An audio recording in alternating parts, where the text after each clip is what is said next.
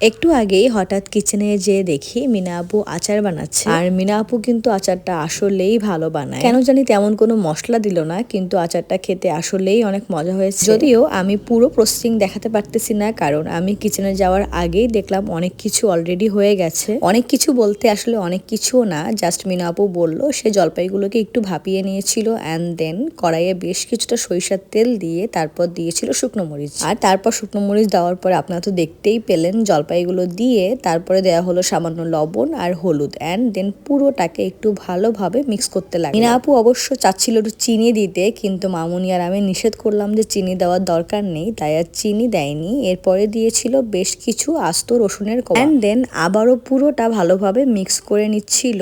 আর এই সময় ভালোভাবে মিক্স করাটা নাকি বেশ ইম্পর্টেন্ট। অ্যান্ড দেন মিক্স করতে করতে কিছুটা কালার চেঞ্জ হয়ে আসলে নামানোর কিছুক্ষণ আগে দিয়েছিল পাঁচফোড়নের পাউডার, অর্থাৎ পাঁচফোড়নটাকে একটু টেলে নিয়ে সেগুলো গুঁড়ো করে নিয়েছিল। দেন 1 টেবিল চামচ মতো চিনিও অ্যাড করেছিল, এটার ক্লিপ নিতে আমি ভুলে গিয়েছিলাম। দেখলাম বেশ ঝটপটে কিন্তু আচারটা হয়ে গেল, আর টেস্টও কিন্তু বেশ ভালো ছিল। আপনারা যারা রোদে দেওয়ার ঝামেলা ছাড়া আচার বানাতে চান, তারা এইভাবে একবার আচার ট্রাই করে দেখতে পারেন, খেতে কিন্তু বেশ ভালো। তবে হ্যাঁ, মিনা আপু একটা কথা বললো, যদি রোদে দেওয়া ঝামেলায় না যেতে হয় তাহলে নর্মাল ফ্রিজে রেখে বেশ কিছুদিন খাওয়া যাবে ইনশাআল্লাহ।